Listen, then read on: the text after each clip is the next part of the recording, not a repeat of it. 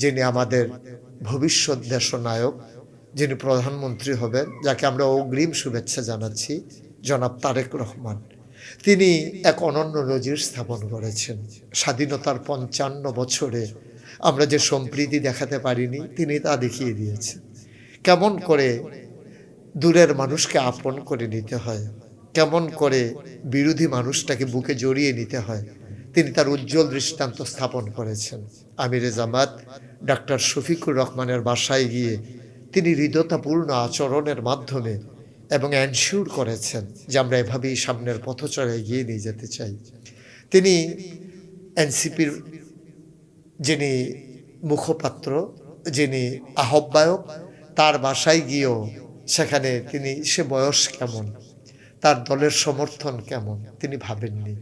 তিনি ভেবেছেন যাদের ব্যক্তির বিনিময়ে, যারা আহত হওয়ার বিনিময়ে আমরা বুক ভরে নিঃশ্বাস নিচ্ছি ফেসিবাদ মুক্ত বাংলাদেশে, তাকেও জড়িয়ে ধরেছেন। আসসালামু আলাইকুম ওয়া রাহমাতুল্লাহি ওয়া বারাকাতুহু। আমি মুশতাক ফয়েজি, নাগাইশ দরবার শরীফের খাদেম। আপনারা জানেন যে আমরা ওয়াজের ময়দানে বারবার সুকুমার বৃত্তি লালন করার জন্য মানুষদেরকে উদ্বুদ্ধ করেছি। নির্বাচনকে সামনে রেখে ভালো মানুষগুলো যেন নির্বাচিত হয়, এই ক্ষেত্রে আমরা বারবার কথা বলেছি, মানুষকে উদ্বুদ্ধ করেছি। ফলশ্রুতিতে আমরা এবার নির্বাচন পূর্ববর্তী আমরা যে প্রেক্ষাপট দেখেছি, বাংলাদেশের পরিচিত যে মণ্ডল নির্বাচনের আগে যেমন করে ধাওয়া, পাল্টা ধাওয়া, মারামারি, কাটাকাটি, এগুলো তুলনামূলকভাবে আমরা ২৪ পরবর্তী বাংলাদেশে এবারের প্রথম নির্বাচনে আমরা কম দেখেছি, এটা স্বীকার করাই লাগবে। আমরা সহিংসতা দেখেছি কম, সম্প্রীতি দেখেছি বেশি। একজন প্রার্থী আরেকজন প্রতিদ্বন্দ্বী প্রার্থীকে জড়িয়ে ধরেছে, এমন দৃশ্য সোশ্যাল মিডিয়ায় এখনও আমরা দেখছি ভেসে বেড়াচ্ছে। কিন্তু অতীব দুঃখের সাথে আমরা খেয়াল করেছি নির্বাচন পরবর্তীতে সহিংসতা, যেটা আমরা দেখতে চাইনি, যেটা আমরা ভাবতেও চাইনি যে এমন হতে পারে, কিন্তু এটার কিছু ব্যত্যয় ঘটেছে, সম্প্রীতির কিছু একটা ব্যত্যয় ঘটেছে, যেটা আমাদের কল্পনার বাইরে ছিল। কিন্তু শক্ত হাতে ঊর্ধ্বতন নেতৃবৃন্দ এটাকে হ্যান্ডেল করছেন যেন এটা আর সামনে বাড়তে না দেওয়া যায়। গোটা ৫৬,০০০ বর্গমাইলের টেকনাফ থেকে তেঁতুলিয়া, রূপসা থেকে পাথুরিয়া, সুন্দরবন থেকে বান্দরবন, একেবারে অজপাড়াগা থেকে রাজধানীর রাজপথের খেটে খাওয়া মানুষগুলো সহ সবার কাছে আমার উদাত্ত আহ্বান, নতুন বাংলাদেশ গড়ার জন্য ২৪-এ যেমন করে মানুষ জীবন দিল, ফেসিবাদকে তাড়িয়ে দিয়ে নতুন বাংলাদেশের স্বপ্ন দেখেছিল ওরা, আর নির্বাচনের মাধ্যমে তার যেন পরিপূর্ণতা পেতে যাচ্ছে। এই মুহূর্তে আমরা যারা আছি, আমরা যদি নিজেরা এমন করে মারামারি, কাটাকাটি, ঝগড়া বিবাদে লিপ্ত হয়ে যাই, সত্যিই তা কষ্টকর। আমরা এমনও খবর পেয়েছি তিনটি লাশ পড়েছে বাংলাদেশে। এ মানুষগুলোকে কোনোভাবেই আমরা হয়তো সামনের দিকে আরও সম্প্রীত হব, আমরা হয়তো ভালোবাসায় আনন্দে অবগাহন করব, কিন্তু যারা হারিয়ে গেল তাদেরকে আমরা আর কখনো ফিরিয়ে আনতে পারবো না। যে ভাইটির রক্ত ঝরে গেল, এ ভাইয়ের রক্তাক্ত দেহটা আমরা হয়তো একদিন ওষুধ দিয়ে ভালো করে নেব, কিন্তু যে ফোঁটা রক্ত ঝরেছে বাংলার জমিনে, এটাকে ফেরত দেওয়ার আর কখনোই সাধ্য হবে না। আমরা নারীর স্বাধীনতা, নারীর সম্ভ্রম, আমরা নারীর ইজ্জত নিয়ে বারবার কথা বলি, অথচ সেই নারীরাই নির্যাতনের প্রথম শিকার হয়। আমরা বাংলাদেশে নির্বাচন পরবর্তী এমন খবরও শুনেছি যেখানে নারী ধর্ষিতা হয়েছে কোনো পশুর মাধ্যমে।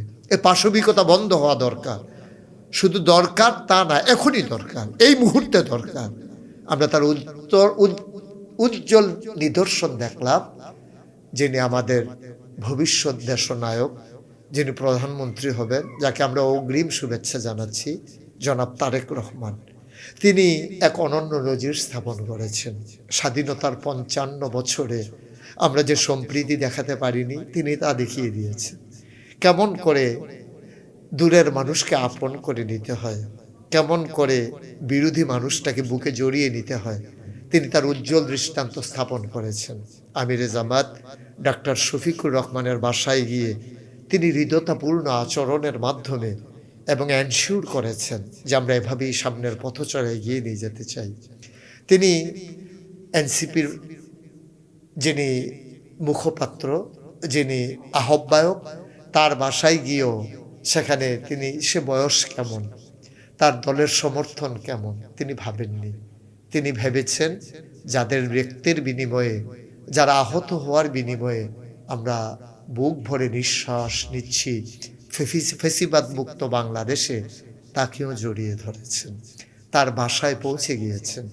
এক অনন্য নজির, এক অনন্য উচ্চতায় তার আসন গেড়ে নিলেন তারেক রহমান। আমরা এমন বাংলাদেশি তো দেখতে চেয়েছিলাম। এবং নাহিদ ইসলাম এবং ডক্টর শফিকুর রহমান তারা দুইজনও কিন্তু ওনাকে আশ্বস্ত করেছেন, তারাও উদারতা প্রদর্শন করেছেন, তারাও বলে দিয়েছেন যেমন করে আপনি আসলেন আমরা আপনার পাশে আছি, মেহনা আমরাও আপনার সাথে আছি। চারটিখানি কথা না, এটা আমরা একটা উজ্জ্বল ভবিষ্যৎ দেখতে পাচ্ছি। আমরা দেখতে পাচ্ছি পূব আকাশে সূর্যটা যেমন উঁকি মারে সোনালি রোদ নিয়ে, আমরা নির্বাচনের পরবর্তীতে আমরা দেখতে পাচ্ছি আমাদের সুখের সমৃদ্ধির সূর্যটা যেন উঁকি মেরেছে পূর্ব আকাশে। আর এই উঁকি মারানোর জন্য অগ্রণী ভূমিকা পালন করছেন জনাব তারেক রহমান। আমরা সাধুবাদ জানাই, আমরা মোবারকবাদ জানাই। হৃদয়ের সকল প্রকারের উষ্ণতা তার জন্যে, গভীরতম প্রদেশের ভালোবাসা তার জন্যে। আসুন সবাই মিলে অকৃত্রিম ভালোবাসা প্রদর্শন করে সোনার বাংলা গড়ে তুলি। এভাবে আর কতদিন? একদিন আমরা থাকবো না, ভবিষ্যৎ প্রজন্ম ভালো একটা বাংলাদেশ পাবে, ভালো একটা সুন্দর দেশ পাবে। আমরা তাদের হাতে সোনার বাংলা তুলে দিতে চাই। আর নয় সহিংসতা, আর নয় বিচ্ছিন্ন কোনো এই ঝগড়া বিবাদ, সকল কিছু থেকে আমরা ভাই ভাই ঠাই ঠাই হয়ে একসাথে মিলেমিশে চলতে চাই। লাগাম টানতে হবে, আর তা করতে হবে ঊর্ধ্বতন নেতৃবৃন্দকে। এটা একটা পদক্ষেপ, এ পদক্ষেপের মাধ্যমে একেবারে তৃণমূল পর্যায়ে মেসেজ পৌঁছে গেছে, ছাড় দেওয়া হবে না, ছাড় দেওয়া হবে না কোনোভাবেই। আমরা সবসময় দেখি সূর্যের চাইতে বালুর তাপ বেশি থাকে। যারা ঊর্ধ্বতন নেতৃবৃন্দ তারা একজন আরেকজনের বাসায় যায়, আর আমরা একজন আরেকজনের বাড়িতে গিয়ে হুমকি দেই, আগুন জ্বালিয়ে দেই, আঘাত করতে চাই। আপনি কি মনে করেছেন পার পেয়ে যাবেন? আপনার নামও তালিকায় চলে আসছে। আইন শৃঙ্খলা রক্ষাকারী বাহিনী আপনাদের নাম তালিকায় নিয়ে আসছেন, যারা বেশি অতি উৎসাহী, যারা আপনারা মনে প্রতিশোধ পরায়ণ। মনে করবেন না ছেড়ে দেওয়া হবে। আপনাদেরকে ঊর্ধ্বতন নেতৃবৃন্দ আপনাদের দলীয় শৃঙ্খলার স্বার্থে দলীয় নেতৃবৃন্দ পদক্ষেপ নিতে যাচ্ছেন। ইতিমধ্যে আমরা এক জায়গায় সোশ্যাল মিডিয়ার সুবাদে জানলাম যে একজন এমপি মহোদয় তিনি তার এলাকার 4 জন চাঁদাবাজকে ইতিমধ্যে পুলিশের হাতে সোপর্দ করেছেন। সুতরাং আমরা আগামীর বাংলাদেশ, সুন্দর বাংলাদেশ দেখতে পাচ্ছি, চাঁদা মুক্ত, সন্ত্রাস মুক্ত, রাহাজানি মুক্ত বাংলাদেশ। বাংলাদেশে আপনিও হন গর্বিত সৈনিক। আপনি কেন হবেন চাঁদাবাজ? কেন হবেন আপনি সন্ত্রাসী? কেন হবেন ভিন্ন মতের দলনকারী? আপনিও দেশ বিনির্মাণে একজন গর্বিত সৈনিক হন। ভালোবাসা দিয়ে আপনি বরণ করে নেন। স্বাধীনতা অর্জন করা সহজ, রক্ষা করা বড়ই কঠিন। বিজয়ী তো সেই হয় যার কাছে পরাজিতরা আশ্রয় পায়। আপনি বিজয়ী হওয়ার পরে যদি উগ্র হয়ে যান, আপনি যদি ক্ষিপ্র হয়ে যান, আপনি যদি হিংসাত্মক ভূমিকা পালন করেন, বিজয়ের মালা আপনার গলায় মানায় না। সুতরাং বিজয়ের গলা যেহেতু আপনার মালায় আল্লাহ দিয়েছেন, আপনি দল মত নির্বিশেষে এখন আপনি সবার নেতা হিসেবেই আপনি ভূমিকা পালন করবেন। এ প্রত্যাশা আমরা সকল বিজয়ী নেতার মুখে শুনতে পাচ্ছি। আমরা তার বাস্তব রূপ দেখতে চাই। আগামীর বাংলাদেশ সম্প্রীতির বাংলাদেশ, আগামীর বাংলাদেশ ন্যায় ইনসাফের বাংলাদেশ, আগামীর বাংলাদেশ কাগজে পত্রে নয় প্রকৃত অর্থেই সোনার বাংলাদেশ।